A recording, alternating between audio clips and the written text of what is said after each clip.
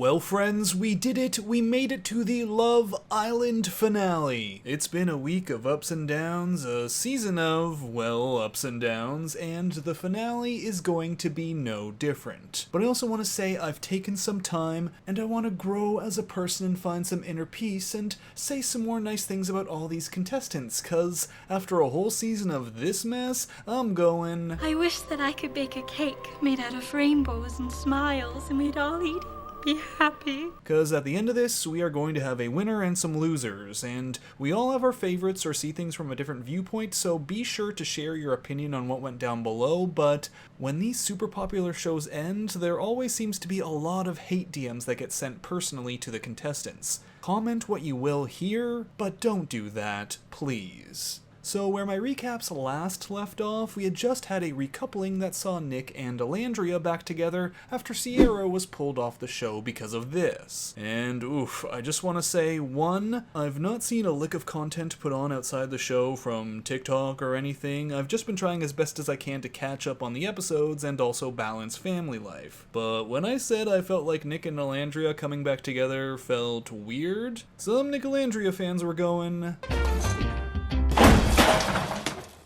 Not quite my tempo. And okay, I get it. I'd like to clarify a bit. The weirdness for me was how they both said they were just friends after their exploration before, and also Nick had just closed things off with Sierra, and it was a rather swift turnaround. I also had no clue what Nick was told about Sierra's exit, or if he might have thought that there was a chance Sierra was going to come back, but with the knowledge I have now, I'm certain he knew she wasn't going to be coming back and had an inkling of why, as Zach with a K came out saying that the Islanders were told Sierra had broken some of the show's policies and guidelines, so they had some suspicions as to what was going on. Anyway, in the spirit of personal growth, I also hear y'all when you say Elandria and Nick is a friends to lovers type scenario, and the attraction was always there, but the timing wasn't because of their past couplings. Oh, and speaking of friends to lovers, we also have Pepe and Iris, who are now a couple, and who also say that focusing on their previous connections pulled them away from thinking of each other as possibilities. But I, as an admittedly new Love Island watcher, am wondering, is it normal for couples to be starting fresh this late? Normally in a show like Bachelor in Paradise, when that happens, like someone new comes or a new couple forms in the last couple of episodes, they just kind of fizzle out in the finale. Whatever the case, the next day the show throws a pint-sized challenge the Islanders' way in the form of new babies. So yes, everyone's going to be getting a new bundle of joy to take care of, and all the gentlemen get to turn to their partners like... I'm gonna be a dad. And my interpretation of this baby day was that it's a fun way to throw a little chaos into the villa, while also getting couples to think about their future or family life. But it also doesn't have to be so serious. I'm trying to sleep and I don't know what the I was hearing, so I covered my head. Why are you cursing around the baby? God. It's okay. Your mother's a crybaby too. I cry all the time. Oh, what? It's a boy. Wait Oh my gosh, it's a boy. Oh my gosh, we look like bad parents. However, things sure do get serious with Chris and Huda. Starting with when Chris asks everyone if they want to get anything off their chest during a baby yoga session, but he doesn't say anything about Huda or their baby, leading Huda to go, Amen, I love that. Okay, so me then. if you guys don't mind, What about y'all, scooch baby? WNBA superstar right here, waiting to happen. Future president. Anyways, okay, we will start in a downward dog. Me then. He also doesn't put her mat back, or at least she has to ask him to, and that is starting to get her a little bit irked. Then, in another challenge, Huda gets critical of the way Chris is handling their child. Why are you ripping shit off her head while she's screaming? She's not even crying. That's not my baby. And ours didn't cry not once? Not one time on my mama.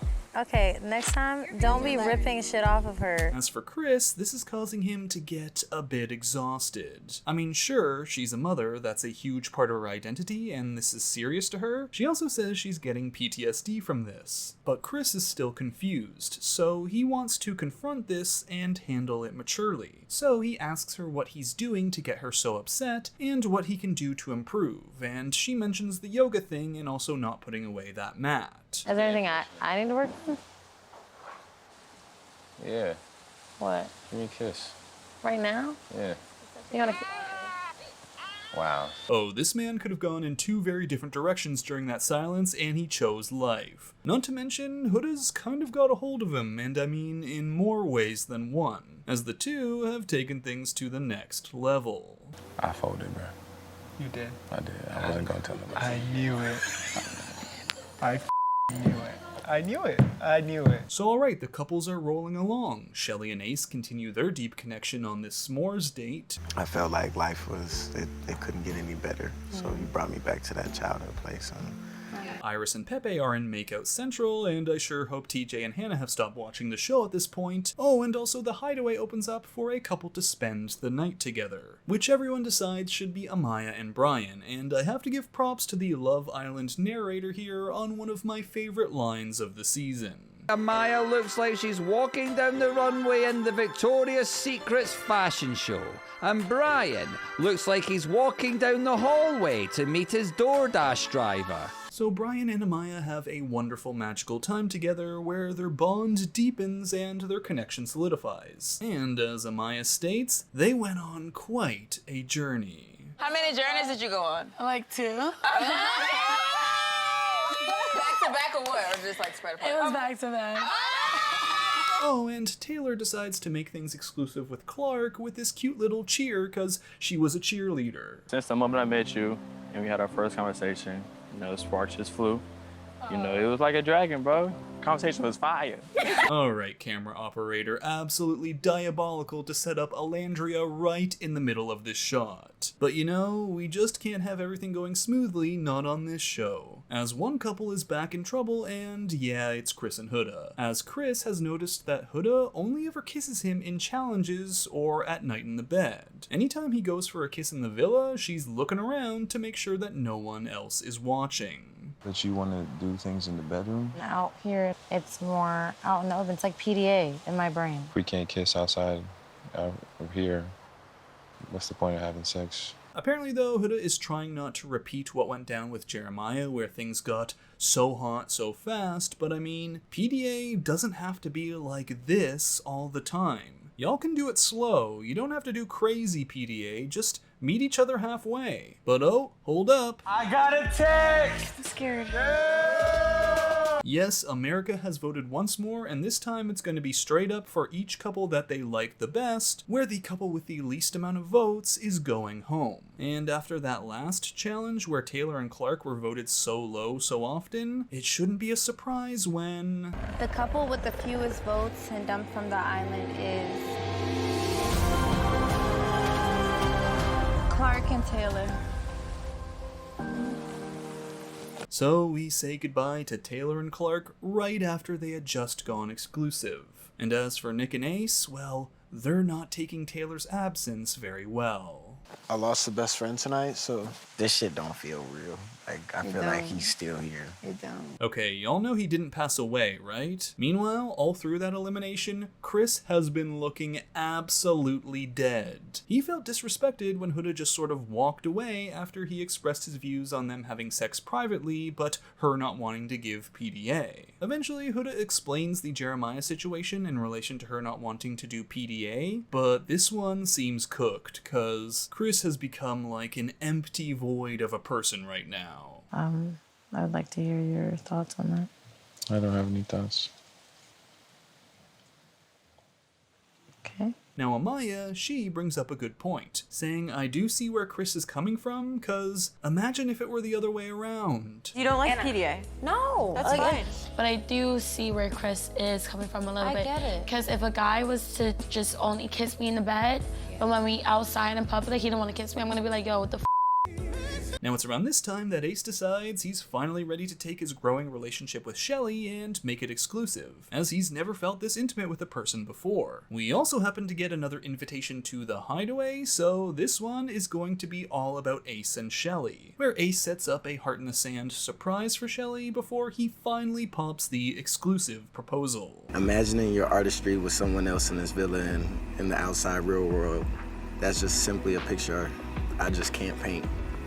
So I'm standing here in this hideaway, or sitting here in this hideaway, asking you Will you be exclusive to only each other? Shelly, Evelyn, Basaint. So these two are on a high, and the highs are only going to get higher as things then move on to Family Day, where everyone's folks are going to be zooming in and meeting the couples. And oh, I'm sorry, I keep saying things like the highs are getting higher, but just remember, that never applies to Huda and Chris. What you think gonna happen in your situation?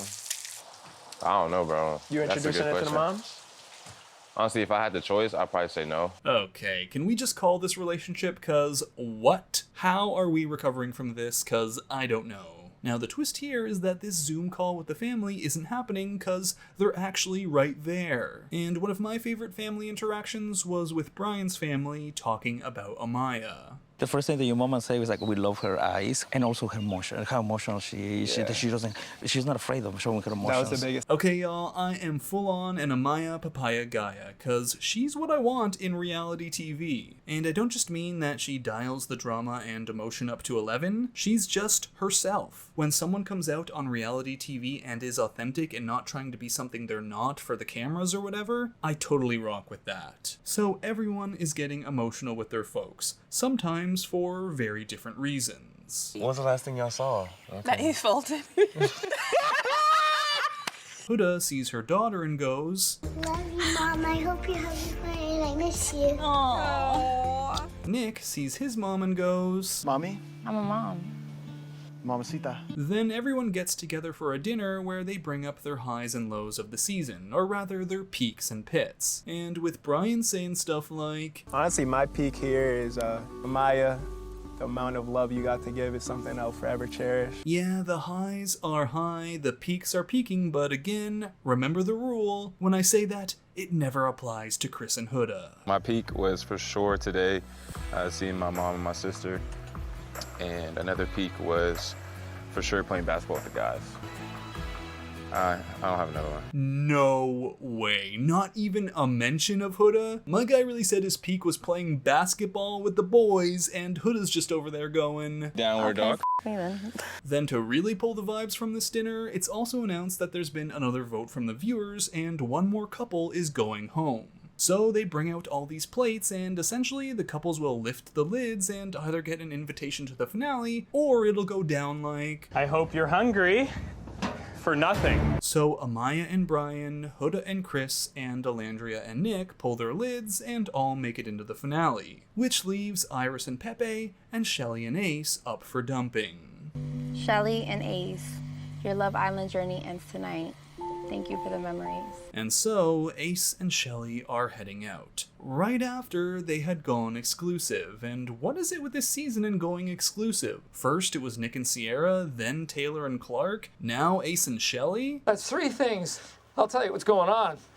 This office is cursed. But I also want to say, I know I've been annoyed at how Ace moved through the villa, especially early on with the exploring business. Still, I was kinda disappointed they didn't make it to the finale. I mean, I didn't think they were going to win, but they had at least built up a long connection over the course of the season. Iris and Pepe were rather new, and while I don't doubt they're into each other, for me, as I see it, it's just a little too sudden. But here we are in the final four. And for the finale, these couples are all going to get solo dates where Nick and Andrea are discovering all the support they've had from their fans shipping them as they get these messages in a bottle from viewers. I feel like we missed so many signs along the way. Just reading this, it's like, damn, have our story been brewing this entire time? We just have not been noticing. They also say that they're interested in continuing this after the show. Pepe and Iris continue to express how much of a wonderful surprise their connection has been and plan an In-N-Out and beach date after filming has ended, while Amaya and Brian hit us right in the feels while sharing childhood and family photos. My best moments were certainly with you.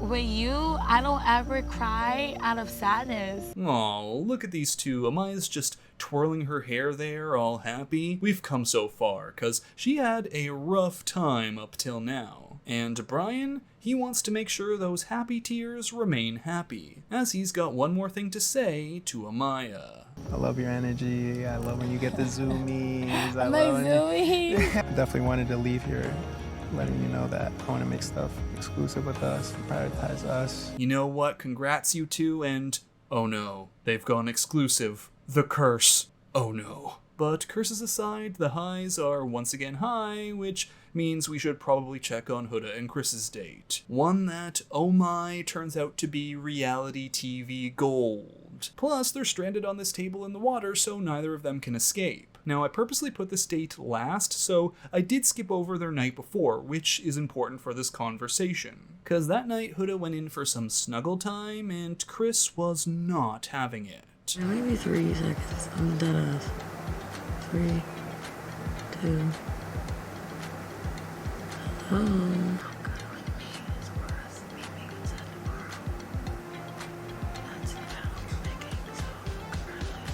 Yeah, Chris just keeps his back turned as he's feeling like that 3-second countdown was Huda treating him like a child. So back on this date, Huda and Chris talk about the things they need to work on. Huda says she felt rejected by him not wanting to cuddle, Chris says he doesn't want to cuddle if someone's talking to him disrespectfully, and she also often interrupts him. At which point Huda sighs and puts her head on her hand, and he's like, yeah, this is the reaction I get to everything. But the gold really starts when Chris asks her where she's at in regards to continuing their relationship outside the show, and then production sends in this singer to serenade the two. So they're just sitting there mid-argument, paused, listening to this song, and this poor woman just has to sing on in front of them. But yeah, the writing is on the wall, and eventually Huda goes, I think we should stay friends.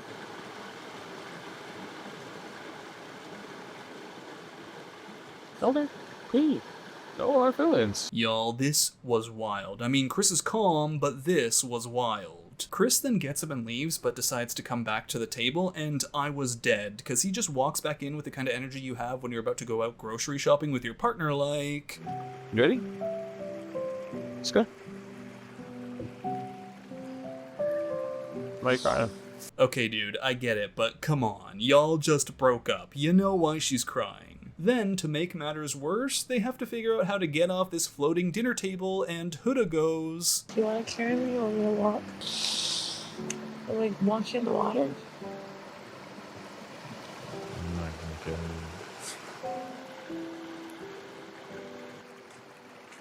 Okay, this right here, this was my peak of the night. What trashy reality TV bliss. But even though Huda and Chris are now over, they have to stick around because they're still in the mix for the final vote on what couple is going to be winning. So Huda goes along with the other women on a spa day for some R&R, and we then get into the final moments of the show. Starting with everyone giving speeches to their partners, and it's all very touching. Alandria talks about not knowing that it was Nick the whole time, while Nick calls himself her secret admirer. Pepe and Iris talk about coming from their leather-bound bombshell entrance on the same day to now having a solid base of friendship with a growing romance. And as for Amaya and Brian, well, I'd love to play the clips of all the wonderful things they have to say, like how Brian felt as though he had to be a safe space for Amaya, but now she's a safe space for him, and that they're two misunderstood people understanding each other, but I can't play those clips because the show put John Legend over it, and if I put that music in this video, YouTube will be after me like...